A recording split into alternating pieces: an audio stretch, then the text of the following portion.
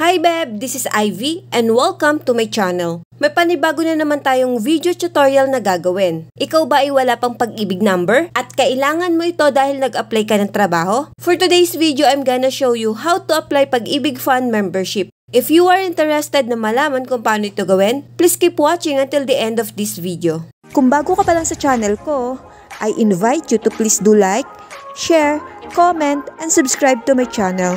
Don't forget to hit the notification bell para updated ka sa mga bago kong video gaya nito. Without any further ado, let's get started. Sino-sino ba ang pwedeng magpa-member sa Pag-ibig Fund? Ang Pag-ibig membership ay maaaring mandatory or voluntary. So, depende ito sa iyong employment status. Para sa mandatory membership, ito po ang mga kategory. Private employees, government employees, overseas Filipino workers or OFW, self-employed professionals, at kasambahay. Kung voluntary membership naman, ang mga sakop nito ay non-working spouse, former Pag-ibig members, barangay officials and employees, expatriates, students, unemployed Filipinos, at kung ano-ano pa gaya nito.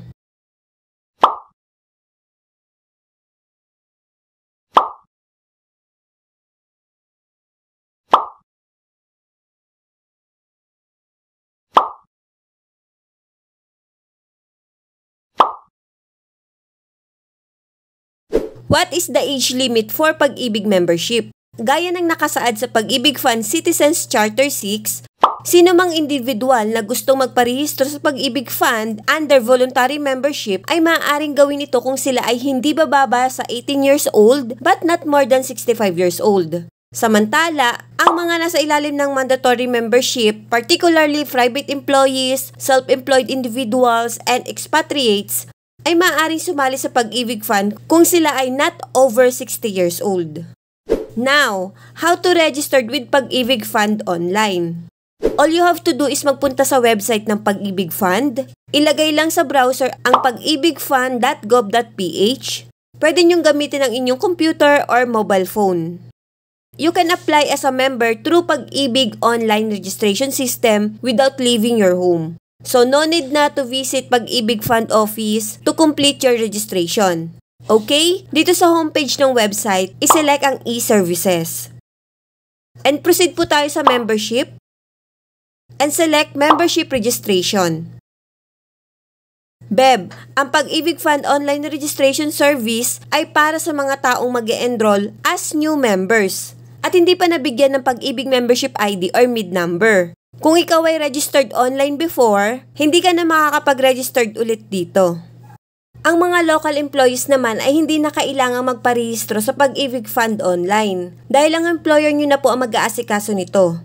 Kung ikaw ay newly hired, your HR will ask you to provide your personal information na isasubmit sa Pag-ibig Fund at sa iba pang ahensya ng gobyerno. Gaya nitong gagawin ko sa video, newly hired siya sa company. Kaya kami na po ang magre-register ng Pag-ibig number niya dahil never pa siyang nakapagpa-register or nakapagpa-member sa Pag-ibig Fund noon. Okay, here are the simple steps to use the Pag-ibig online registration facility. First, enter your complete name. If you don't have a middle name, i-check lang itong box for no middle name. Next, input your birth date at ang format nito ay month, date, at year. Lastly, type the code kung ano ang nakikita nyo sa screen gaya nito. Then, click the Submit button to continue your Pag-ibig online registration. After submitting your name and birth date, the system will check the database ng Pag-ibig Fund kung ikaw ba ay registered before or hindi pa. If walang nag-match na information sa system, you'll be directed to the Pag-ibig membership registration form. Next, fill out the online registration form at may 8 tabs ito na dapat sagutin. Ang mga field na may red asterisk are required, so don't leave them blank. First tab, Member Info. So please provide the required names kung ano ang mismong nakalagay sa birth certificate mo. If same lang din, itik lang po itong checkbox.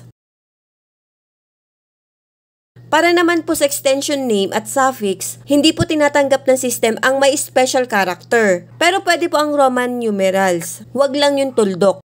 Next, enter your father's name.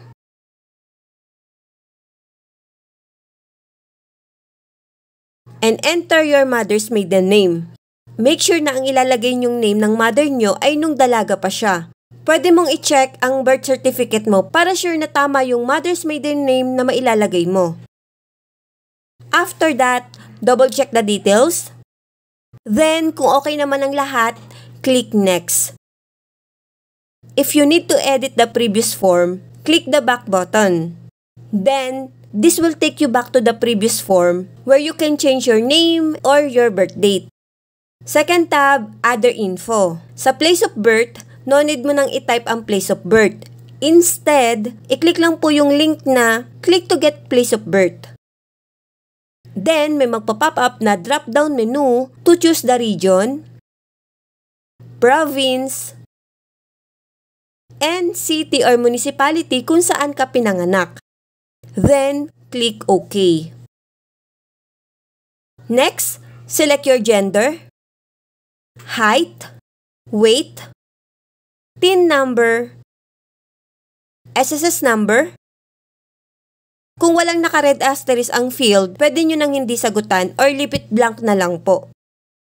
Next, select your citizenship, civil status. Kung okay na lahat ng details para sa other info, click Next. Next step, complete your permanent address.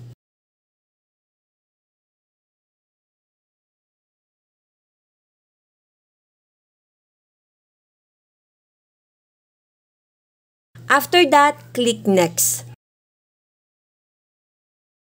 Now, provide your contact informations. Make sure na active email address at mobile number ang ilalagay nyo dito dahil doon po ipapadala ang registration tracking number or RTN nyo. Next, heirs or ang itatalaga mong mga tagapagmana. Pwede kang mag-add or hindi ng tagapagmana. Ang legal heirs mo dapat ay immediate family members, gaya ng parents, kapatid, asawa, or anak kung sakaling mamatay ang member. Para makapag-add, i-click lang po itong Add Heirs. Then, select Relationship. Ilagay ang full name. Input the date of birth. Then, click Save.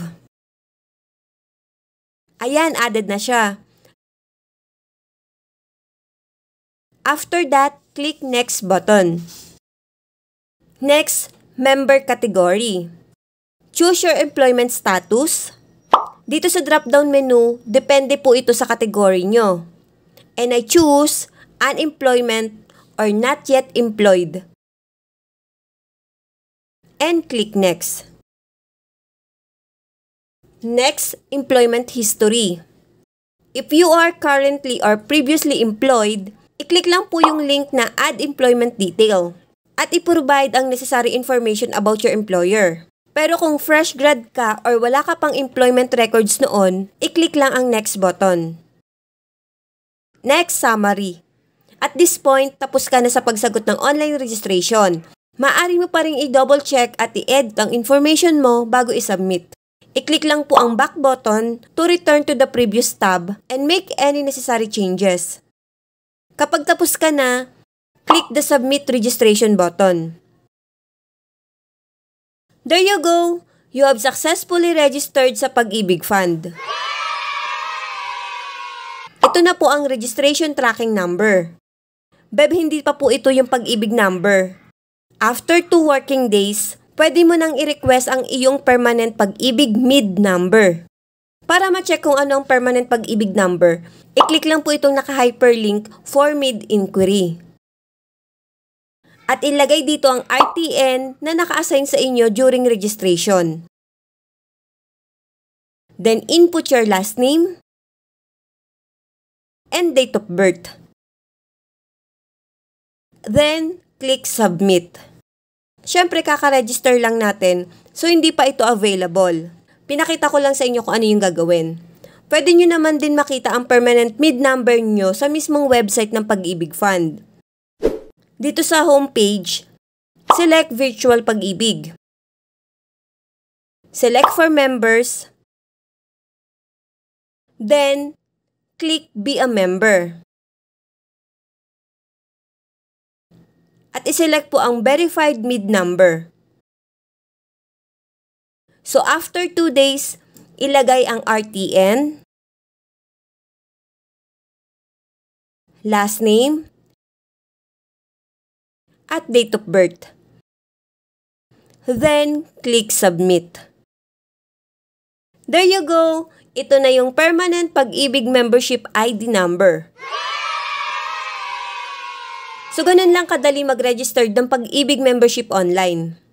So, I think that's it for this video. Sana nakatulong sa inyo at thank you so much sa patuloy niyong pagsuporta sa akin. At please do not forget to like, share, and subscribe to my channel and hit the notification bell para updated kayo sa mga bago kong video gaya nito. Thank you and God bless everyone. Follow for more.